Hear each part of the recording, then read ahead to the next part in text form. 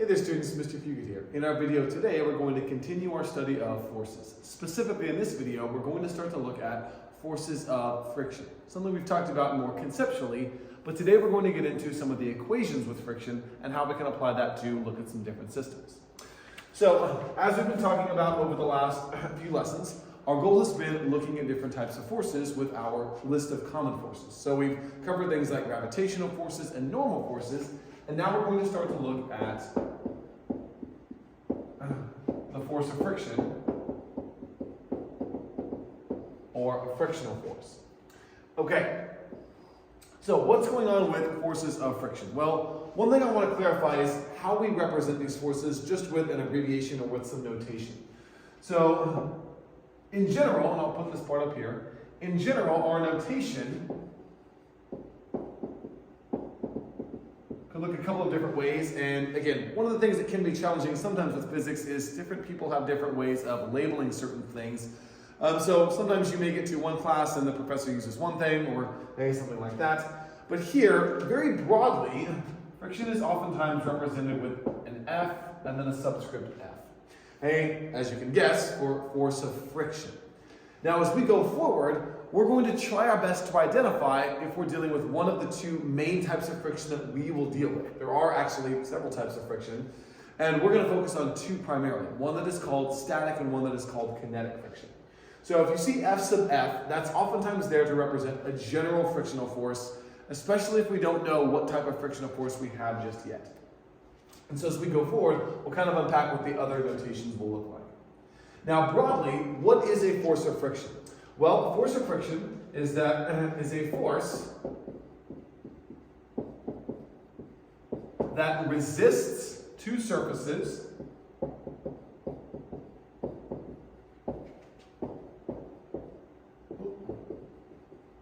draw my R very well there, sorry about that, from sliding past one another.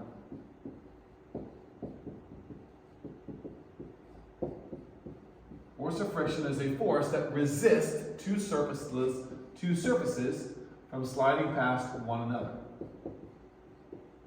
And the key here is on the idea of resisting. Friction is a force that resists or tries to prevent two surfaces from sliding past one another. Now, as I mentioned a moment ago, there are two main types of friction that we will deal with. The reason I say that we will deal with is because there are a couple of other types of friction that we won't necessarily cover in our class. But the two types that we will cover are as follows. One, I'm going to start with, is what we call static friction.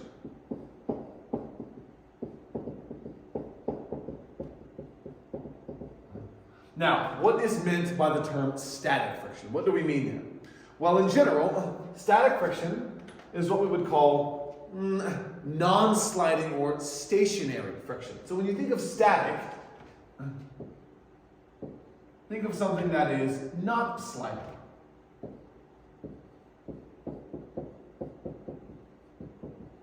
So static means that the surfaces that are interacting are not sliding past one another. Now, the abbreviation for static friction is F sub S, and the S, as you can imagine, stands for static. So again, static means the objects that are interacting are not sliding. Where do we see static friction? Well, one of the most common applications is walking. So for a moment, imagine the mechanics of how you walk across any floor. So if I'm going to walk, I need to, I really think about this, push, and I kind of have to push backward so that my foot pushes on the ground and the ground actually pushes me forward. Now, I've got shoes on here, and those have decent tread, and I'm on some carpet here. So there's a good amount of friction, specifically static friction here, between my foot, really my shoe, and the ground. So when two objects are in contact, and they're not sliding, as maybe some forces are there, that's what we call static friction. Another example is, well, let's say your car driving on the road. As your tires turn, well, your tires have tread on them, and the road is relatively rough, depending on that road that you're on, and your tire is actually grabbing onto the road, and your tire pushes off the road pushes on your tire and helps propel your car forward. Those are both examples of what we call static friction, where the two surfaces are pushing against each other and there's not sliding. So let's kind of come back to our notation. One of our forces of friction we can label as F sub S, force of static friction. The other type of friction that we'll see very commonly, and this is the one we'll deal with more often than static, is what is called kinetic friction. And this is friction that occurs when there is sliding, when one object is sliding past another. Okay? Now again, we still have friction resisting that slide, so it's kind of getting in the way, but the objects are in fact sliding. So this would be like, let's say I have a book. We've used the book quite a bit for a lot of our examples with forces. Okay? If I push on the book and get it sliding, okay, that would be kinetic friction working on the book. I may have to push it a little bit to get it moving. So right now that might be static friction that's resisting my push, but once I overcome that, I can then push on the book and get it to move. But as I'm pushing, if the objects are sliding, there would be kinetic friction, assuming that the surfaces have friction on them. Some of the surfaces we look at will be mostly frictionless, things like the smart card tracks. Okay, so kinetic friction is when there is sliding.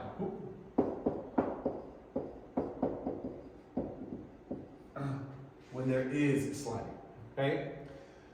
Okay, so now that we have this idea of what those two types of friction are, I'll come back up. FS and FK. Okay. Okay, so one last thing about friction before we get into some of our equations. Friction is a force that does require contact. Okay, so friction is a contact force. Oh, sorry, I should say friction requires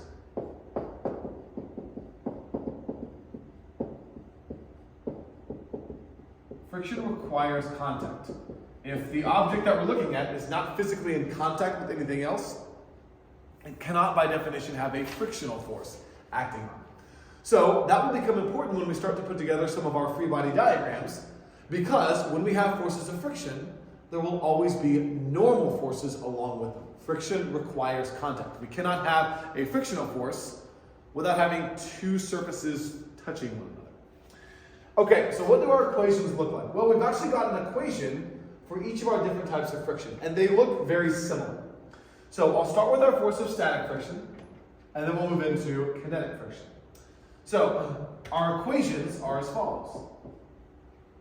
Static friction, F sub S, is less than or equal to a variable, and this looks like a U. How we draw this is draw the letter U, and then we'll draw a line down on the left side of that. Okay? It's actually a Greek symbol known as a mu, mu, I'll spell that out here in just a moment, multiplied by the normal force. Okay? Now this term here, I'm going to put a subscript S to represent that this term goes along with static friction. And again, we're going to unpack what that is here in just a moment. Now our other force is for kinetic friction. And the equation looks very similar, except for rather than being less than or equal to, force of kinetic friction is equal to another mu term, mu, but here we're going to put K to represent that that variable goes along with our force of kinetic friction.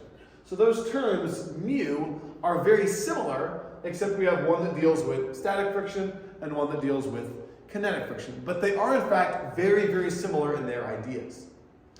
Okay, so what are these terms and what are these equations? Kind of what are all the pieces that go into them? Some of those pieces might look familiar. Fn looks familiar. We've talked about that previously with normal forces, but what are the other things that we have going on here? Well, Fs or Fk, I'm going to kind of represent those similarly because they both describe really the same idea of friction, just when there's no sliding between our objects and when there is sliding between our objects. So Fk or Fs, that variable in the equation represents the force of friction between two surfaces. That value represents the force of friction between the two surfaces. And as we've discussed before, forces are expressed in here in newtons. So anytime we're dealing with forces of friction, those terms should have units of newtons. Now, obviously, as we talked about, we can have a force of static friction when there is no sliding between two surfaces, and kinetic friction when there is sliding. But both of those variables represent the value of that force of friction, how strong that force is between the two surfaces. Now, this weird-looking U term is what is called a coefficient of friction. So I'm going to label just mu, and this term is known as a coefficient of friction. Coefficient of friction. Now, what is that coefficient of friction? Well, that coefficient of friction is a mathematical number we use to express the roughness between two surfaces. So it is a coefficient of friction, and it expresses the roughness between surfaces. So it has to deal with how rough both surfaces are. So if we have surfaces that are relatively smooth, we would have a low value for that coefficient of friction. If we have two surfaces that are relatively rough, or maybe one that's very rough, we could have a higher value for the coefficient of friction. Now, the reason we have one for our static friction equation and one for our kinetic friction equation is because these are two different forces, and those coefficients can be different. Even if we're looking at, like the book and the table, there may be a different value for the coefficient of static friction versus the coefficient of kinetic friction. So just to be really clear here, mu sub s, that is our coefficient of static friction, whereas mu sub k is our coefficient of kinetic friction. So I'll just kind of put this in quotations to show, wrong color, coefficient of kinetic friction. So again, those variables, that coefficient is meant to represent the roughness between those two surfaces. Now, in terms of how it's pronounced, that term is pronounced as mu, mu. Okay? So that coefficient of friction is pronounced mu. And oftentimes what you'll hear me say is mu sub k for the coefficient of kinetic friction, or mu sub s for the coefficient of static friction, just so you know what you hear. Okay? So for example, if I'm talking about a coefficient of kinetic friction, I'll oftentimes refer to this as mu sub k. Okay? Mu for that Greek symbol, and then sub k, subscript k. Mu sub k, coefficient of kinetic friction. Again, it's important, we're not necessarily learning completely new language in here, but there are some terms that I want to make sure when you hear them, you know what we're referring to. Now, one thing you might have noticed, and it's okay if you didn't pick up on this, but we don't have a unit on that force of friction on the coefficient of friction. This is actually a unitless value. Okay? So coefficients of friction are unitless. Okay? It's one of the few values that we deal with in this course that doesn't have a unit attached to it. Okay? Again, it's a mathematical number, just number I should say, but it's a number that represents roughness between two surfaces. And we'll unpack that a bit more and look at how we can find that. We're actually going to do a lab here in class where we explore how to find the coefficient of friction between surfaces. Okay, and then our last term is one that we've dealt with quite a bit, Fn. That is the contact force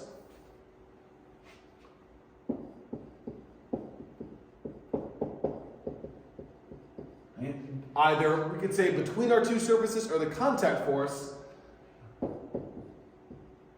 that presses the objects together.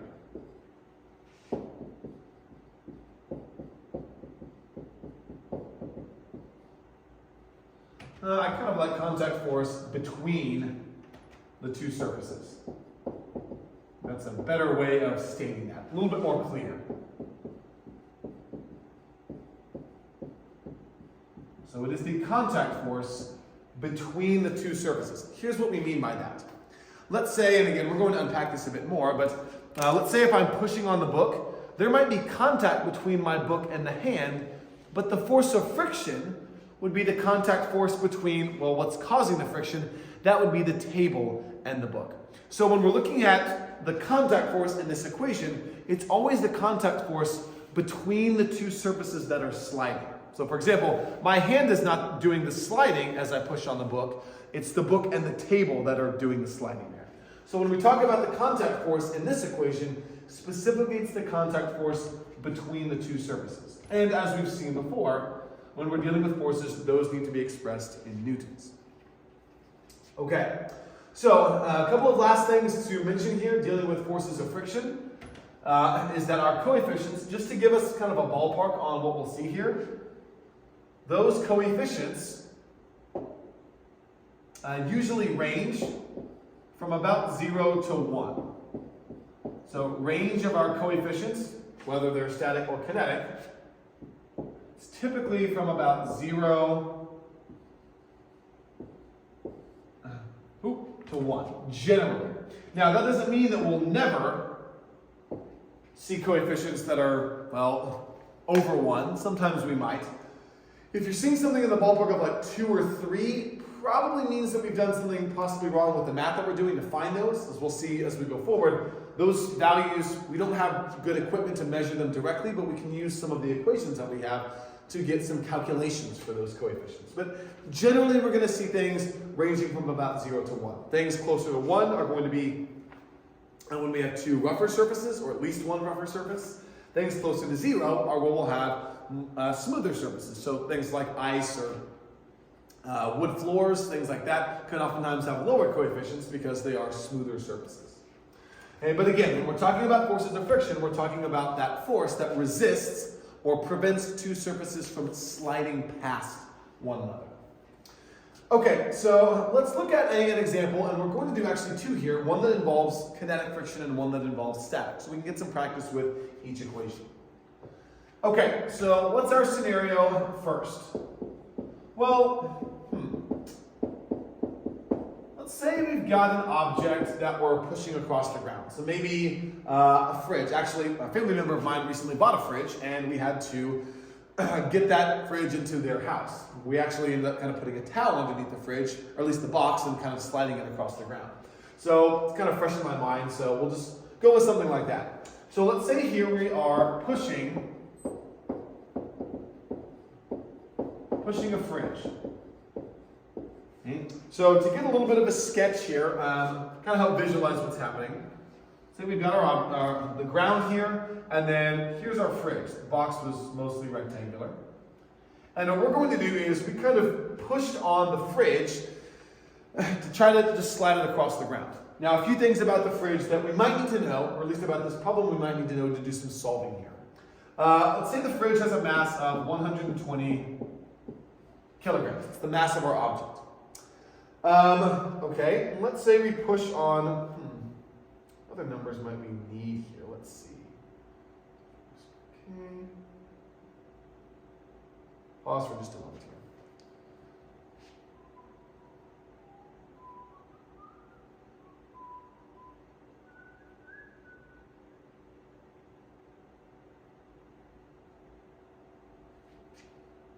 Okay, gonna pick back up here. 3, 2, 1, go. Okay, so we've got the fridge, and a couple things we know. I'm going to say that here, let's say we go into this problem knowing how hard we're pushing.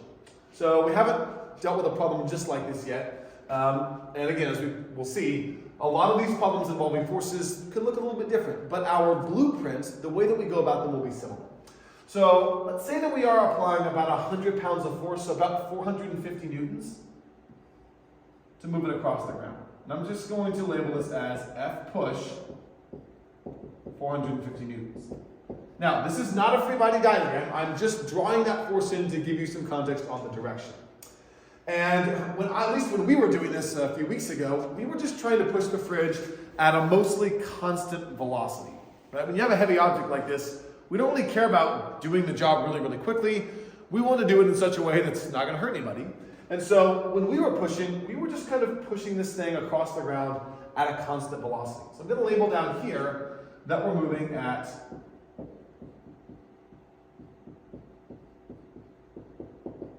a constant velocity. I'm trying to not write out, whole paragraphs and lines of text, just writing in some of the important details here. So we're pushing across the ground about 100 pounds, about 450 newtons of force. We're pushing at a constant velocity. Here's the mass. Now, what are we going to try and solve for here? Because we may look at this problem and think, gosh, we know a lot of the things here. Here's what we're going to try and do. Our question is this. We're going to solve for this coefficient of friction. And here this will be a coefficient of kinetic friction because we have an object sliding past another. The fridge sliding past the floor here. Okay, so how do we go about setting this up? Well, as we've talked about with our last couple of kind of lessons, we've been looking at when we deal with forces, we start with a free body diagram. So let's start with that. And again, I want to emphasize, this is not a free body diagram. This is a picture that has a force vector drawn into it, but it's not a free body diagram. A free body diagram is a diagram that contains only the forces acting on the object. This contains more than that, and in fact, it doesn't even contain all the forces. This is just a picture to visualize what's happening. So let's start by, as we've gotten into the habit of, drawing a free body diagram. Now, one of the forces on there, we already know, our pushing force. So I'm just going to label to the right, this is our pushing force. Now, technically, that is a force of contact, or contact force, so we can label it a normal force. But again, it's okay if we label that F push, because that's another way that we can express the same idea. A contact force between my hands and the fridge. What other forces would we have? Well, we would have a gravitational force since we are on or near Earth's surface, F sub g. You may be able to recognize, well, we're going to have a frictional force because I've told us we have a coefficient of friction that we're solving for. And unless we're told that the surface we have is smooth, then we know we're going to have some kind of force of friction. Sometimes you might be told it's a rough surface, something like that, but here we've got a force of friction. Now the way we represent that is this. As I push, the fridge is going to move to the right. Friction will resist that. So friction will always resist our direction of motion. So if our object is sliding to the right, friction will act in the opposite direction, so to the left. And then lastly, we're going to have a contact force. As we talked about a moment ago, in order to have a force of friction, there has to be contact. And here, that contact force is between the ground and the fridge. As well, there's a contact force between my hand and the fridge, but that's not the normal force we'll look at in our equation. Okay, so we've got a free body diagram, which helps us figure out what's going on with the forces. Now, the thing we're looking for is the coefficient of friction. So, to find that, we'll need to use our equation for the force of friction. So, before I go over into anything else, I'm just going to write down this equation. In order to find our coefficient, we need to use this equation. Because, for now, this is the only equation we have that deals with that variable. So, in order to find my coefficient, I need to figure out what is the force of friction and what is the normal force. I need to know both of those values. Once I know those force values, I can just put them into my equation and solve for what we need to for that coefficient. So to do that, to find those forces, I don't know them right now, which means we need to go with Newton's second law. Okay, so let's go with Newton's second law, and we can just pick a direction here. It's not necessarily going to matter where we start. But I'm going to pick the x direction, right? Just chose that. So I'm going to write out the sum of forces in the x direction is equal to mass multiplied by acceleration in the x direction. Okay, so what forces do I have in the x? We have our pushing force and we have our force of friction. So I'm going to put those into my sum of forces. Sum, just remember, means to add up. I've got a pushing force, F push. For now, I'm going to label that FP, just to shorten things up. And I have a force of friction in the negative x direction, to the left. So I'd write FP plus negative Fk. Again, a plus because I'm summing things up, but a negative there because of the direction of that force is equal to our mass. I'm going to go ahead and plug that term in because I know the mass, 120, multiplied by the acceleration. Now, do we know the acceleration? Look back at what we know. We know the mass, we know how hard we're pushing on the fridge, and we're told a constant velocity. Now, as we've talked about, constant velocity, what does that mean? Well, that means we're moving at the same speed in the same direction. So, if that's the case, constant velocity means we're not speeding up or slowing down. Remember that constant velocity means our acceleration is 0. Okay? Doesn't mean that we're not moving, it means that we're not accelerating. We're not speeding up and we're not slowing down. So, my acceleration here is going to be 0 meters per second squared. And again, that's another subtle part of many of these problems that if we're not careful, we can really easily overlook. Okay, so 120 times 0, well, the right-hand side of our equation will just multiply to be 0. And then on the left-hand side, we'll have Fp minus Fk is equal to 0. Now, I know the pushing force, that's 450 newtons. So now I can plug in 450 newtons minus Fk is equal to 0. And then I can add over F sub k, or if you wanted to subtract over the 450, we could. We would end up getting the same result. And now, I'm just going to rewrite this with Fk first. I have 450 is equal to Fk, or if I rearrange that, Fk is equal to 450 newtons. So, that now tells us that our force of friction is 450 newtons, meaning it's equal to our pushing force. Now, something I want to emphasize here, because solving this mathematically is great, but being able to understand what that means is really the important part. What does it mean that our pushing force is equal to our force of friction? You may be thinking, well, hold on. If those forces are the same, how is the object ever going to move? Remember, Newton's second law is about the relationship of forces and accelerations. So, all this means is, if this thing is moving at a constant velocity, that means my pushing force and my force of friction would be equal. If I was pushing with more force, like maybe my pushing force was 500 and my force of friction was 450, I would have more pushing force, so it would accelerate. The fact that those forces are equal doesn't mean the object is not moving, it means the object is not accelerating. Now, I will clarify. There had to have been a point in time when my pushing force was greater than friction so that I could get the thing to accelerate, right? If the object is at rest, I have to push harder than friction pushes to overcome friction and get the object to begin moving. So I have to have some acceleration to start, but once I get it moving, as long as my pushing force is equal to my force of friction, I can continue moving at a constant velocity. So again, it's very, very easy to fall into that pitfall of, oh, those forces are equal, the object is not moving. That's not true. The fact that the forces are equal simply means the acceleration is 0, not that the velocity is 0. Right? Okay.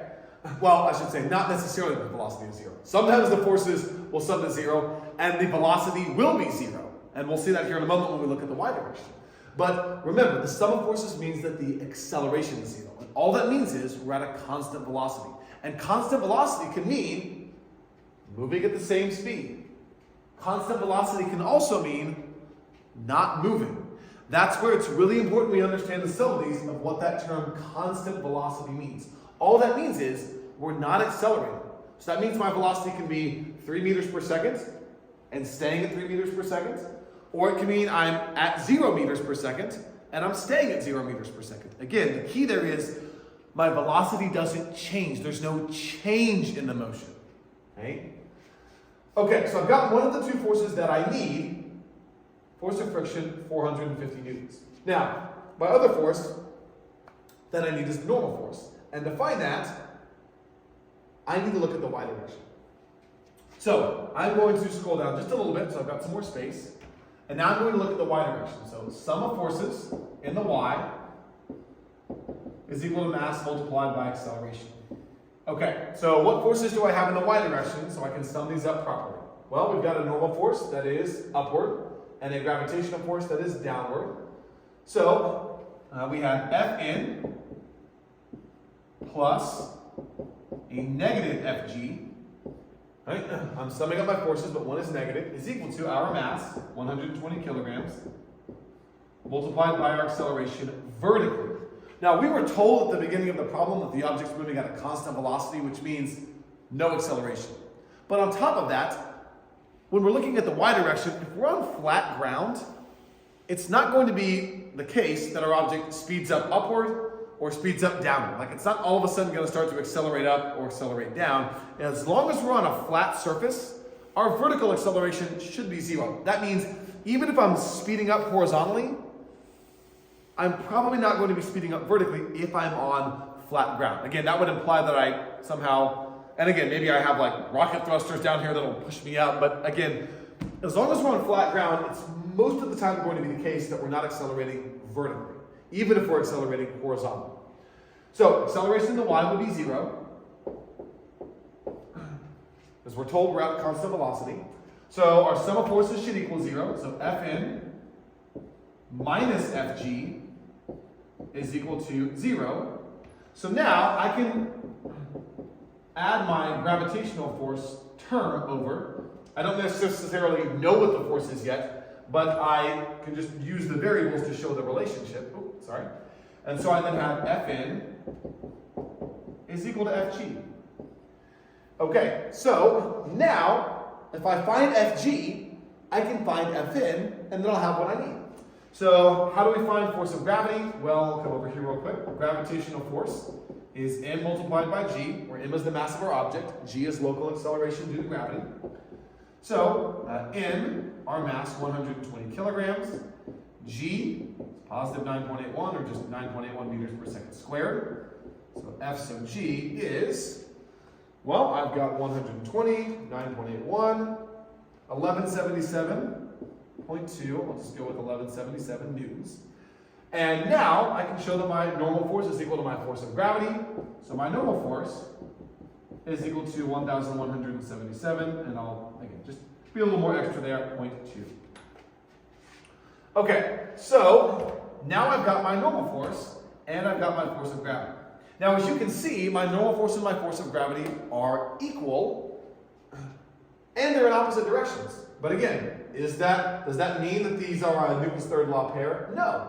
They're equal and opposite because of Newton's second law, not because of Newton's third law.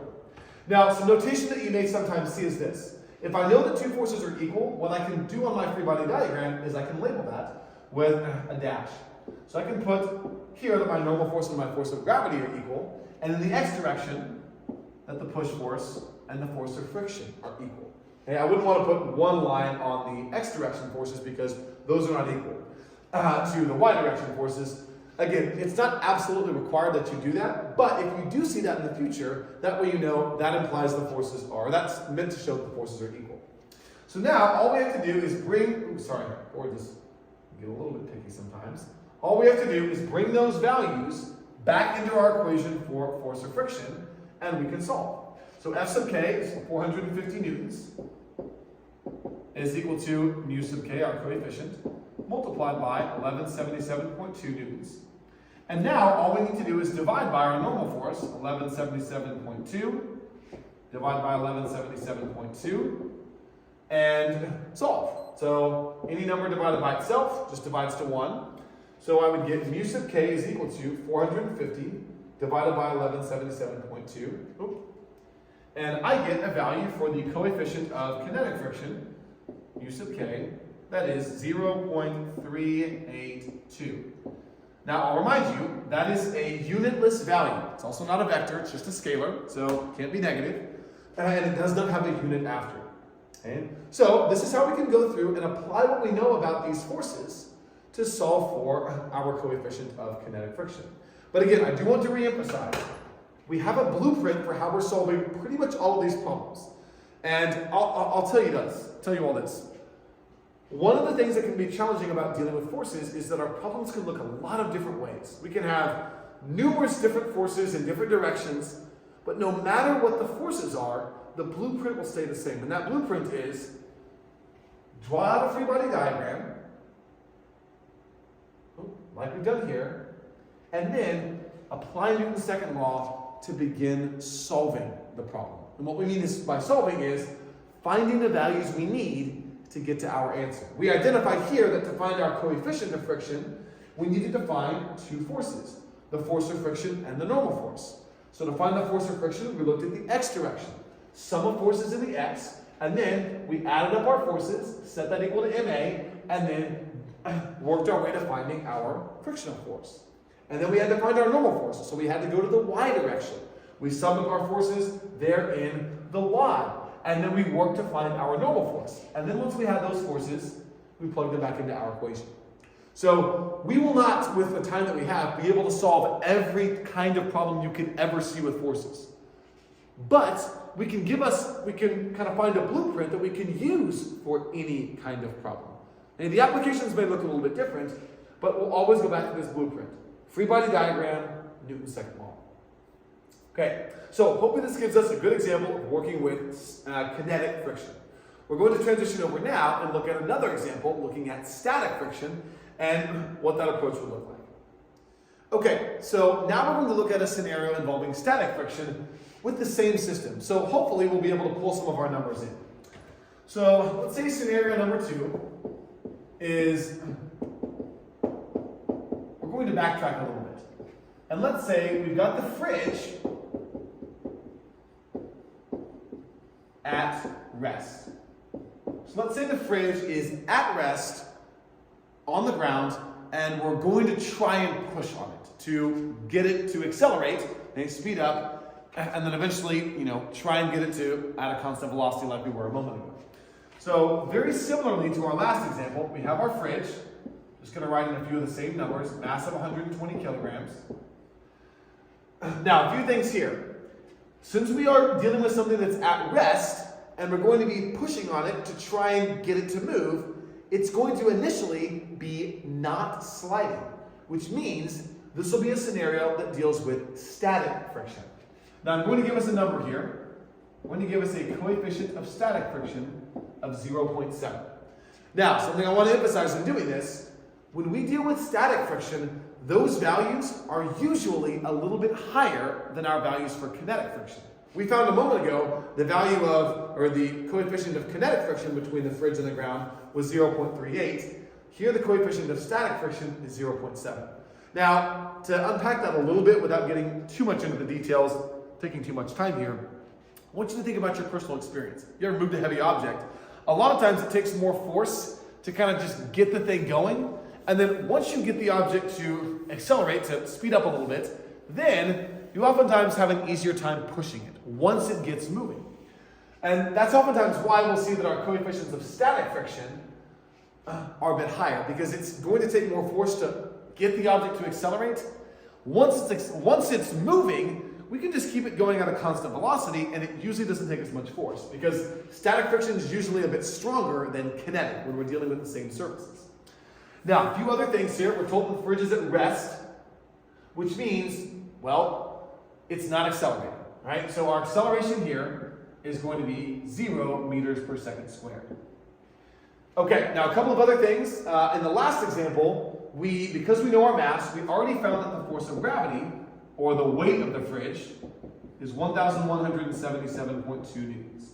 Okay, and so we have our force of gravity. That's going to be the same as it was prior, because our mass is the same and g for the Earth is the same. So those numbers don't change. Okay, so here's what we're going to look for in this part of the problem. Our new question is going to be, how hard must we push, I'm going to say must I push, to begin moving the box, or to get the box to move? Wrong thing. To get the, I keep saying fridge and box interchangeably. I'm doing that because the fridge was in a box when I was pushing on it, and so I say fridge and box, I mean the same thing. To get the fridge to, I should say, to be more specific, not to move, to accelerate. What do I have to do to get my acceleration from 0 to like just above 0? Okay? Okay, because right now the fridge is at no acceleration. We want to get it to accelerate. So very similar to what we did a moment ago, we want to solve for something. Now in the last example, we solved for a coefficient of friction, how rough the surfaces were as they were sliding. Now we're going to solve for a force instead of a coefficient. So what's going on with our forces here? Right? Our blueprint is we start with a free body diagram. Let's start there. So I'm going to draw out the forces. Very similar to our last example, we'll have a gravitational force and we'll have a normal force. And those values should be the same as they were a moment ago because we're not accelerating vertically, so those numbers are not going to change. So I'm going to go ahead and label, which one did I do there? I think I did one, yeah. And these numbers for my gravitational force and my normal force, they are the same. Okay, now going forward, I've got a pushing force. This is now going to be some new force, right? I'm going to have to push with some amount to overcome static friction. And back over here, I've got my force of static friction. Okay, so the force we want to solve for is our pushing force. So we need to use Newton's second law to solve for that because, like with any contact force, we don't have an equation that we can use to find Fp that's just for Fp. But we do have Newton's second law. So let's go there first. Newton's second law. Okay, so sum of forces, here we're looking at the x direction, is equal to mass multiplied by acceleration. Okay, so what do we have in the x direction? Well, we've got our pushing force, F push, plus a negative, so I'm going to write minus Fs, is equal to mass multiplied by acceleration.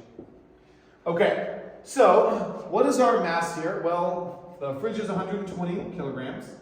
So Fp minus Fs is equal to 120 kilograms multiplied by our acceleration, which here, if the fridge is at rest, initially, we're going to try to overcome that, but we want to get a baseline. Like, what do we have to do to try and get over this hump, if you will, over that static friction force? So, any number multiplied by 0, which is going to be, well, that number. So I now have, any number multiplied by 0 is just 0. So Fp minus Fs is equal to 0. So now what I can show is that my pushing force, if my acceleration is 0, would be equal to my force of static friction. So the question is, how hard do we have to push? Well, in this case, we have to push with enough force to get equal to static friction. Like, I've got to push at least as hard as friction is going to push back on the book, and then I've got to overcome that, right? So if I figure out that maybe my force of static friction is 100 newtons, that means I have to push with 100.1 newtons, right? Or just a little bit more than what static friction is doing to keep the book at rest. Okay, so how do we find that force of static friction? Well, we have an equation for that we introduced earlier in this video. If you didn't get that, go back and watch, and you can see what's going on there.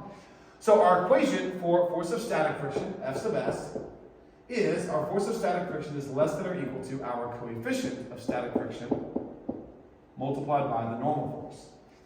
Now, what's going on with the normal force here? Well, a moment ago in our last part of this, we looked at the sum of forces in the y direction. And we showed that if we have no acceleration in the y direction, our normal force will equal our force of gravity, and our force of gravity was 1177.2, which means our normal force is 1177.2. Now, all of this, Newton's second law in the y direction, that still holds true when the fridge is at rest. Right? Vertically, we still have the weight of the fridge, its gravitational force, and the normal force. Those forces are still equal. Whether the thing is accelerating or not horizontally, those forces vertically still have the same relationship. So, our normal force is still equal to our gravitational force.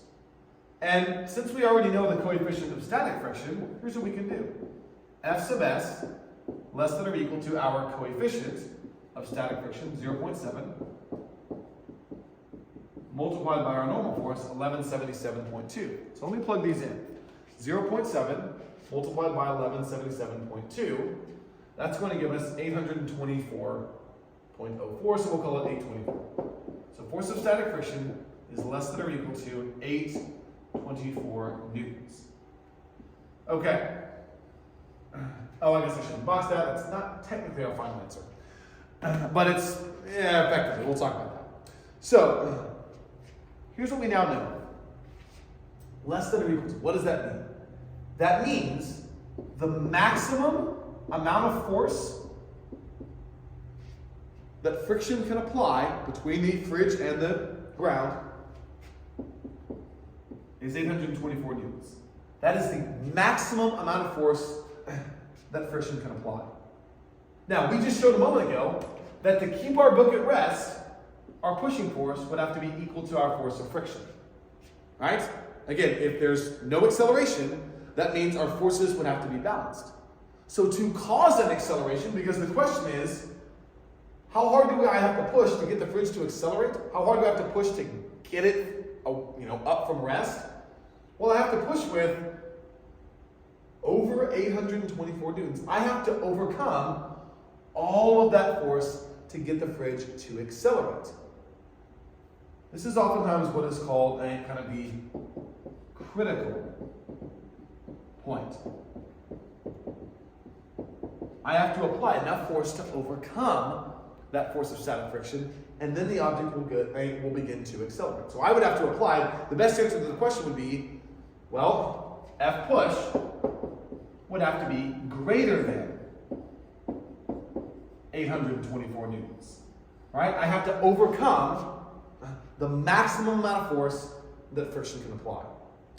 Now, what we haven't quite gotten to, this is going to be kind of the last part of this, is what's going on with this less than or equal to? Like, why is that there? Why is it not just Fs is equal to 824? I want you to consider, wrong button.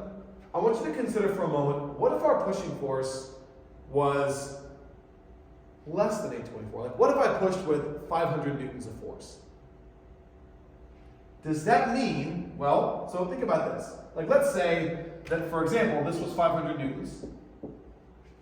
If I'm just saying that my force of static friction is always, like, Fs is just equal to, like, let's say the equation was Fs equals mu sub s times Fn. Well, that would mean that my force of static friction is always this value that I got here, 824. So that would mean that this is 824 newtons. So I have more force this way.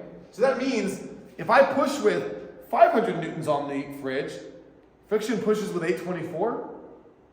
Well, is that, like, what would happen if that was the case? Well, that would mean that my fridge is somehow going to accelerate to the left, even though I'm pushing on it going to the right.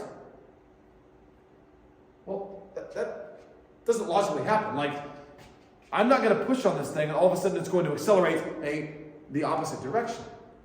What that less than or equal to means is our force of static friction maxes out at 824. But static friction, remember, static friction is meant to prevent things from sliding. So that means if I apply 500 newtons of force, my force of static friction would be 500 newtons. If I apply 600 newtons of force, my force of static friction would be 600 newtons. To keep this from sliding, to keep my acceleration at zero. If I apply 700 newtons of force, static friction is 700 newtons. It means friction is going to apply just as much force as I do with my push until it reaches that critical point, at which point it cannot continue resisting the slide. Once I get past that critical point, I've overcome that force of static friction, and it's going to begin to accelerate. That is what is meant by less than or equal to. Meaning, static friction can go up to this amount, but it can also be less than that depending on what my pushing force is. It means this is the maximum amount of force it can apply, but no more. It can apply any amount less than that. And that's what we mean when we say our force of static friction is less than or equal to the coefficient times the normal force. It's not always equal to that amount. It maxes out at that amount. It can be anything, any amount of force to keep things from sliding up until that maximum.